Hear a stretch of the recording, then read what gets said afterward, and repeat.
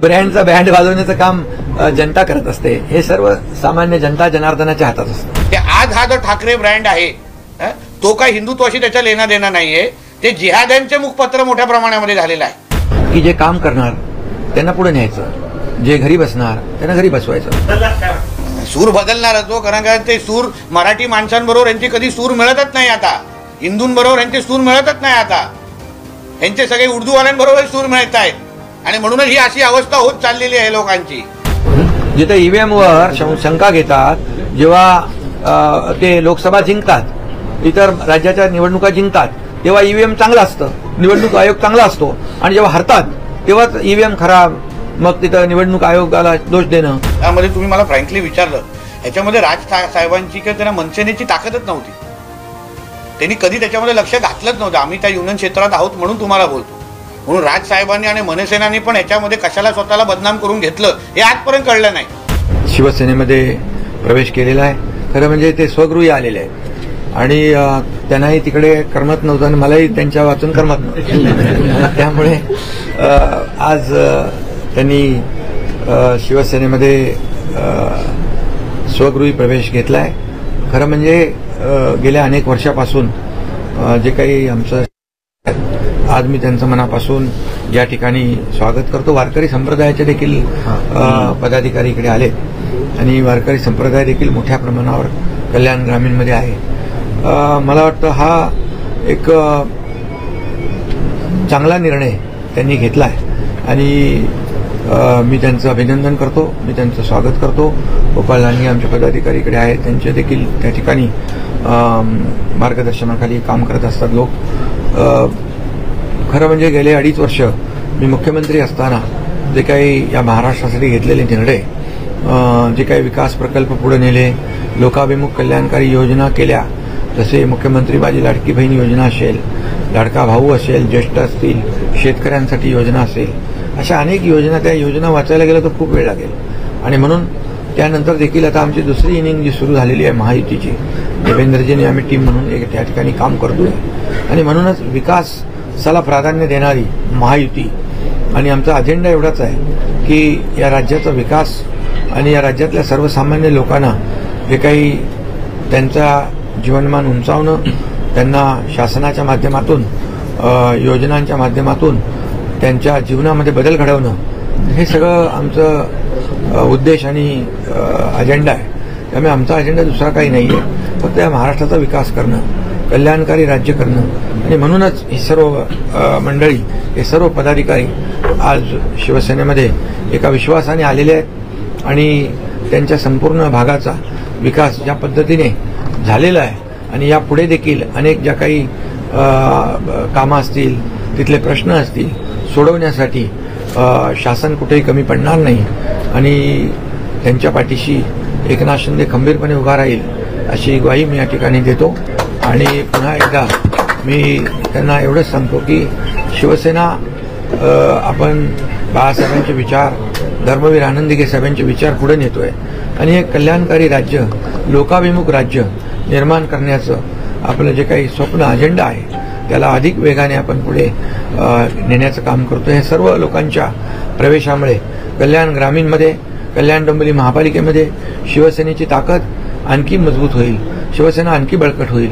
त्यामुळे त्यांना कुठेही काही कमी पडणार नाही विकासासाठी, याचा शब्द या ठिकाणी देतो. आणि मी, आपल्याला माहीत आहे की एकदा शब्द दिला की शब्द माझा खरा करतो, हे महाराष्ट्राने पाहिलेलं आहे. आणि म्हणून जो विश्वास या सर्वांनी दाखवला आहे, तो विश्वास शिवसेना सार्थ करेल. धन्यवाद. सर, आगामी स्थानिक स्वराज्य निवडणुका देखील आहेत, कल्याण डोंबिवली महानगरपालिकेची देखील निवडणूक असणार आहे. कशा प्रकारे याच्यामध्ये या सगळ्या पदाधिकाऱ्यांचा फायदा शिवसेनेला होणार आहे, कारण संघटन कल्याण आणि डोंबिवलीमध्ये मजबूत होत चाललेलं आहे. हा, यांच्यामुळे मी सांगितलं ना की आणखी शिवसेना मजबूत आहेच, कल्याण डोंबिवलीमध्ये आणखी मजबूत होईल, आणखी बळकट होईल आणि या सर्व लोकांच्या येण्यामुळे त्या भागातला विकासही होईल. मी आपल्याला एवढंच सांगतो की लोकसभा जिंकली आहे, विधानसभा जिंकली आहे, आता स्थानिक स्वराज्य संस्था महायुती जिंकेल आणि प्रचंड असा विजय मागील अनेक दिवसांपासून बेस्टच्या निवडणुकीची चर्चा होती. काल संध्याकाळपर्यंत ठाकरे बंधू पुढे जाणार असं म्हणत होते, मात्र आज सकाळी त्यांच्या हाती भोपळा मिळालेला आहे. काय सांगाल, महायुतीचं जे पॅनल आहे त्यांना जास्त जागा मिळालेला आहे, यश मिळालेलं आहे? खरं म्हणजे पुढे जाणार मागे जाणार हे कोणी ठरवतं, जनता ठरवत असते. आणि म्हणून या महाराष्ट्रातल्या जनतेने ठरवलेलं आहे की जे काम करणार त्यांना पुढे न्यायचं, जे घरी बसणार त्यांना घरी बसवायचं.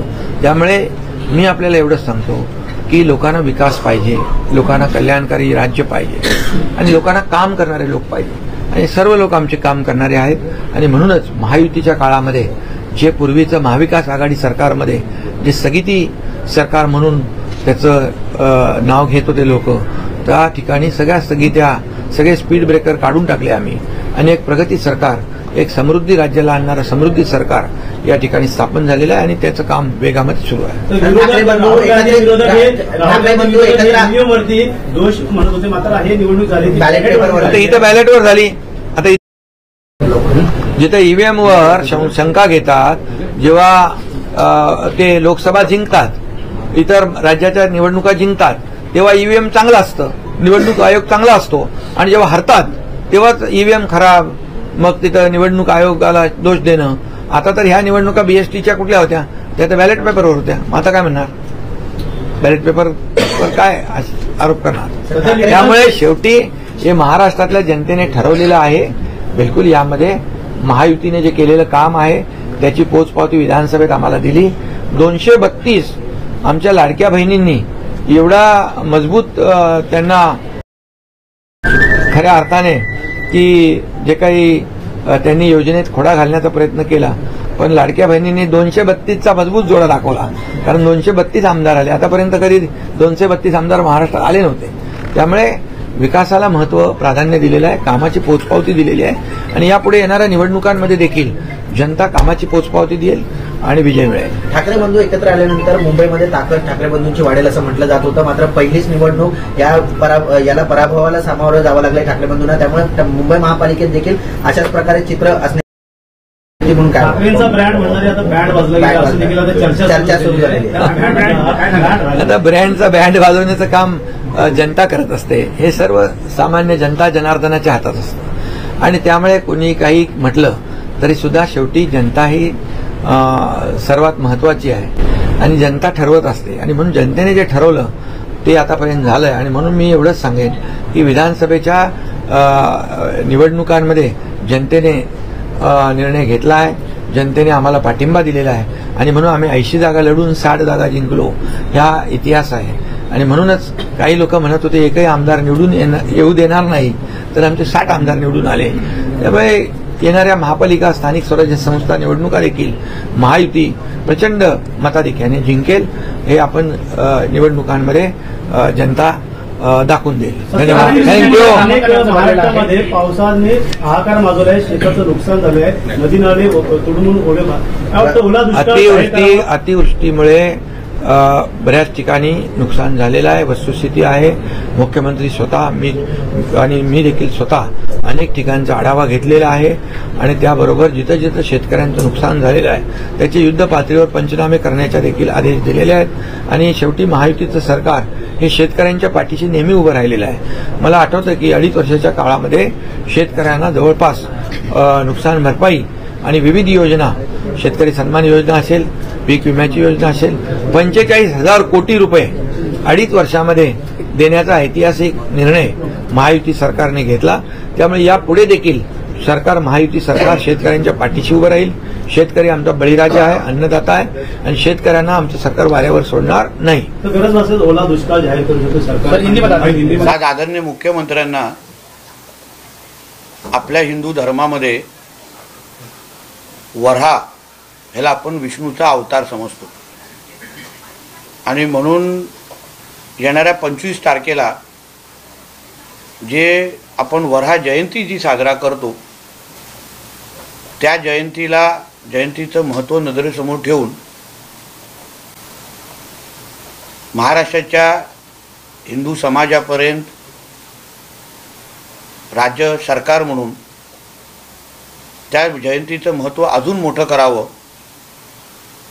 पाठ्यपुस्तकांमध्ये पण वर्हा जयंती किंवा वर्हाच्या आपल्या हिंदू धर्मामध्ये काय महत्त्व आहे ह्या बाबतीमध्ये पण आपल्या भावी पिढीला माहिती द्यावी या दृष्टिकोनातून मी आदरणीय मुख्यमंत्र्यांना स्वतः पत्र लिहिलेलं आहे. आमचं सरकार हिंदुत्ववादी विचाराचं सरकार आहे आणि म्हणूनच हिंदू धर्मामध्ये जे काय वर्हा जयंतीचं महत्त्व आहे ते जयंतीचं महत्त्व समजून हे पत्र लिहिण्याचा मी निर्णय घेतला आहे. मी आपल्या सगळ्यांच्या माध्यमातून महाराष्ट्राच्या हिंदू समाजाला पण मी आवाहन करेन की प्रत्येकाने आपल्या गावामध्ये आपल्या पद्धतीने मोठ्या प्रमाणामध्ये वर्हा जयंती महाराष्ट्रामध्ये यावर्षी साजरा करावी. सरकार म्हणून पण या जयंतीला लागणारे जे सहकार्य आहे ते देण्यासाठी विनंती मी आदरणीय मुख्यमंत्र्यांनी केलेली आहे. सर, मुंबई महापालिकेच्या निवडणुकीच्या आधी बेस्टची एक अरे पण ह्याबद्दल काय आहेत का विषय वर्हा तुम्ही नेमकं कुठे साजरी करण्यासाठी मी यावेळी माझा नवी मुंबईकडे मी असणार स्वतः. एक आमंत्रण मला वर्हा जयंतीचं माझ्याकडे आहे म्हणून ती साजरा करण्यासाठी आरती करण्यासाठी मी स्वतः तिथे उपस्थित राहणार आहे. म्हणून जास्तीत जास्त हिंदू समाजाने कानोकोपऱ्यात ही साजरी करावी. कोणीही कुठेही या संबंधित कुठल्याही पद्धतीचा विरोध करत असेल आमच्या वर्हा देवाला त्याला चोख प्रतिउत्तर आमचा हिंदू समाज निश्चित पद्धतीने देईल. पण आमच्या हिंदू धर्मामध्ये वराला ज्या पद्धतीने विष्णूचा अवतार आम्ही समजतो म्हणून आम्ही कोणाच्या सणासुदीकडे वाकड्या नजरेने पाहत नाही. कोणालाही आपला सण साजरा करण्यामध्ये थांबवत नाही. म्हणून कोणीही आमच्या वर्हा जयंतीला च्या बाबतीमध्ये कोणी काही तक्रारी केल्या कोणी अडचण आणण्याचा प्रयत्न केला तर त्याही गोष्टी आम्ही खपवून घेणार नाही. ही भूमिका आमची असेल. तुम्ही पाठ्यपुस्तकांचा उल्लेख केला, नेमकं पाठ्यपुस्तकांमध्ये याविषयी काही धडा यावा असाच माझी मागणी आहे की या वर्हा जयंतीचं महत्त्व आता आपण ज्या पद्धतीने गणेश चतुर्थी असो विविध सणांचा जो काही महत्त्व आपल्या प्रत्येकाला आपल्या लहानपणीपासूनच्या प्रवासामध्ये शिक्षणाच्या प्रवासामध्ये आपल्या नजरेसमोर करून दिलेला आहे तसंच आपल्या पाठ्यपुस्तकांमध्ये पण वर्हा जयंतीच्या संदर्भात मुलांना शिक्षण घेत असताना जास्तीत जास्त माहिती मिळावी या दृष्टिकोनातून पाठ्यपुस्तकांमध्ये ही माहिती द्यावी असेही पत्राद्वारे मी मुख्यमंत्री साहेबांना विनंती केलेली आहे. साधारणतः कितवीच्या विद्यार्थ्यांसाठी मागणी करणार आता त्याचा अभ्यास मला असं वाटतं आमचं शिक्षण खातं करेल. पण माझी मागणी आहे का मुद्दा गेला पाहिजे त्या बाबतीची माहिती गेली पाहिजे. आता आमच्या शिक्षण खात्याला जेव्हा मुख्यमंत्री साहेब निर्देश देतील तेव्हा मुलांना कुठली कितवीपासून ते शिकणं योग्य आहे त्या पद्धतीचा निर्णय आमचं शिक्षण खातं घेईल. सर, मुंबई महापालिकेच्या आधी एक महत्त्वाची निवडणूक जी आहे ती पार पडली. त्यामध्ये दोन्ही ठाकरे जे आहेत ते बेस्ट पतपेढी निवडणुकीमध्ये समोर आले होते परंतु त्यांचा मतमोजणी झाल्यानंतरचे जे आकडे समोर आले त्याबद्दल तुम्हाला काय म्हणायचं कारण सत्ता गेली अनेक वर्ष त्या पतपेढीवरती ठाकरेंची होती. बघा सर्वात प्रथम तर BSTच्या पतपेढीची निवडणूक कालच संपन्न झाली. सकाळी 4 वाजता त्याचा निकाल लागला. यामध्ये शरदरावांचे जे पॅनलमध्ये शशांक रावांच्या नेतृत्वात असलेलं जे पॅनल त्याला 14 मिळाले आणि 7 हे आमच्या प्रसाद लाडजींच्या पॅनलला त्यांचे उमेदवार निवडून आले. यासाठी मी शशांकरावजी असतील आणि आमचे प्रसाद लाडजी असतील या सगळ्या जणांना मी मनापासून अभिनंदन करतो. एक तुम्ही लक्षात घेतलं पाहिजे की मराठी माणसाला कोणी गृहीत धरू नये. सगळे मतदार हे मराठी होते आणि सगळ्या मतदारांनी बॅलेट पेपरवर मतदान केलेलं आहे हे सर्वात महत्त्वाचं. एका बाजूला मराठी माणसाचे कैवारी आम्हीच हे ह्या नावाने बोंब मारणारे आज सकाळी कुठल्या बिळात लपलेले आहेत हे जरा थोडं शोधलं पाहिजे. ह्यांचाच बुरखा टराटरा मराठी माणसांनी आणि हिंदू लोकांनी फाडलेला आहे. मी नेहमी सांगतो हिंदू हृदय सम्राट बाळासाहेब ठाकरेंचा ब्रँड हा हिंदुत्वामुळे मोठा झाला होता. आज जेव्हा मराठी माणसाला हिंदू समाजाला कळलेला आहे की आज हा जो ठाकरे ब्रँड आहे तो काय हिंदुत्वाशी त्याचा लेना देणं नाही आहे. ते जिहाद्यांचे मुखपत्र मोठ्या प्रमाणामध्ये झालेलं आहे आणि म्हणून मराठी लोकांनी जेवढे मतदार 15-16 हजार मतदार ज्यांनी हे मतदान केलेलं आता हे पण मराठीत होते ना. आम्ही पहिल्या दिवसापासून की मराठी माणूस आमच्या बाजूला मग आम्ही काय पाकिस्तानवरून आलो होतो का. पतपेढीतून मतदान करणारा जो व्यक्ती आहे तो पण मराठीत होता. आपला अस्सल मराठी आहे. म्हणजे आता थोडी बुरखा ज्यांचा फाटलेला आहे त्यांना कळलं असेल की मुंबईतला मराठी माणूस हा महायुती बरोबर आहे, आदरणीय देवेंद्र फडणवीसांच्या नेतृत्वावर विश्वास ठेवणारा आहे, आदरणीय रवी चव्हाण साहेबांच्या नेतृत्वावर विश्वास ठेवणारा आहे, आदरणीय आशिष शेलार साहेबांच्या नेतृत्वावर विश्वास ठेवणारा आहे. आणि म्हणूनच या पद्धतीचा निकाल तुम्हाला पतपेढीतून दिसलेला आहे. भ्रष्टाचार केवढा झाला त्या पतपेढीमध्ये, पैसा वाटण्याचा आरोप ह्या सेनेच्या युनियन, उबाटाच्या सेनेच्या युनियननी करू नये. कोणाचे किती घरं आलेली आहेत, कोणाचे किती हॉटेल आलेले आहेत याची याद्या आम्ही दिल्या ना. आणि कामगारांच्या जोरावर केलेलं होतं ते, कामगारांची लूटमार करून केलेलं होतं ते. म्हणून आता सगळं दिसलेलं आहे. या निवडणुकीच्या आधी संजय राऊत असे म्हणत होते की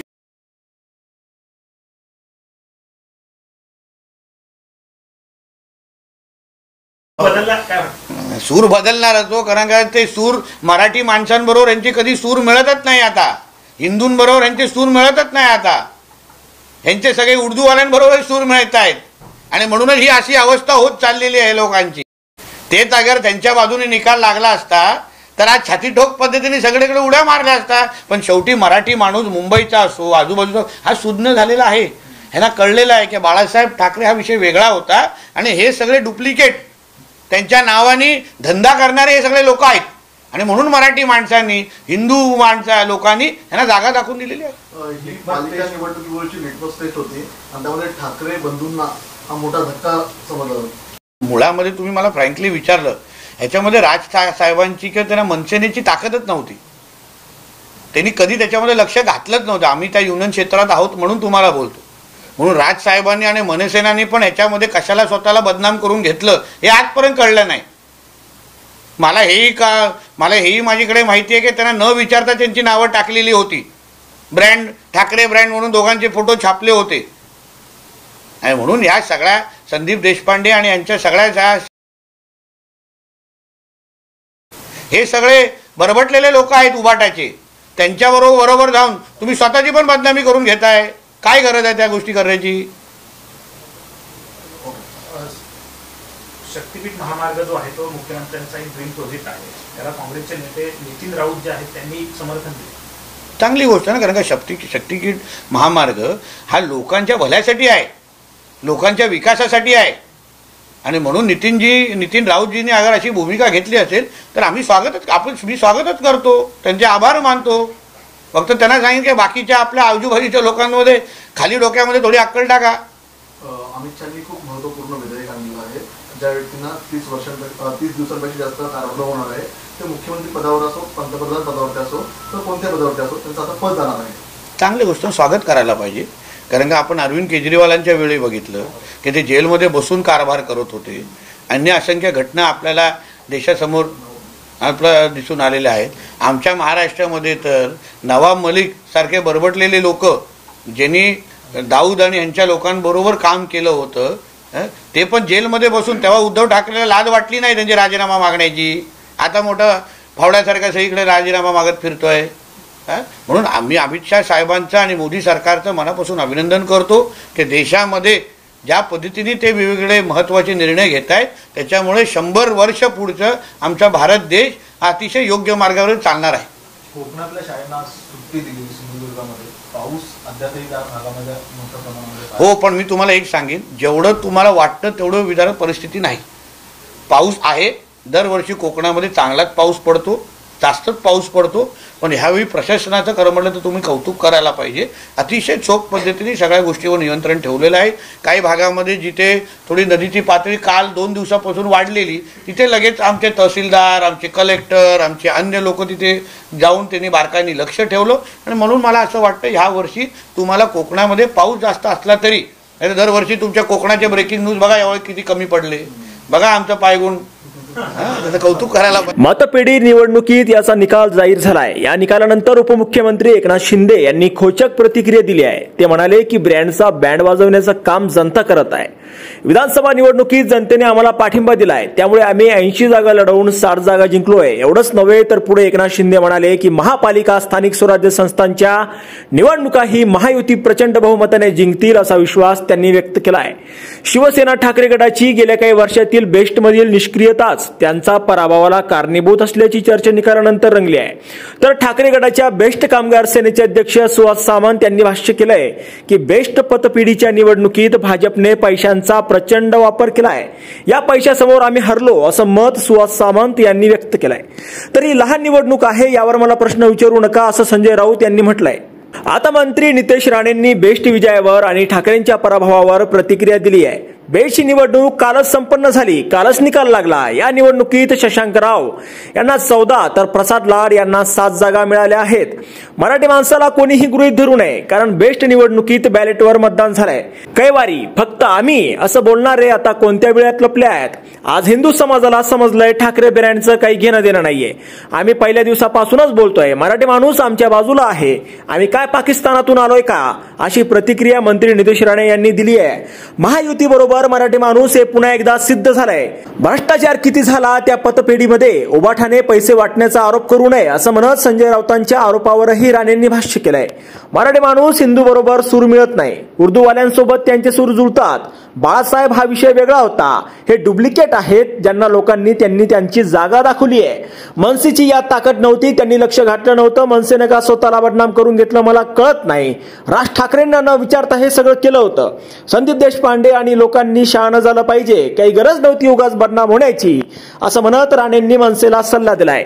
आता यावर तुम्हाला काय वाटतं, तुमचं मत कमेंट बॉक्समध्ये लिहायला अजिबात विसरू नका. व्हिडिओ आवडला असेल तर जास्तीत जास्त शेअर करा. आणि आतापर्यंत मराठी जनता आपण आपल्या या चॅनलला सबस्क्राईब जर केलेलं नसेल तर चॅनलला सबस्क्राईब करा.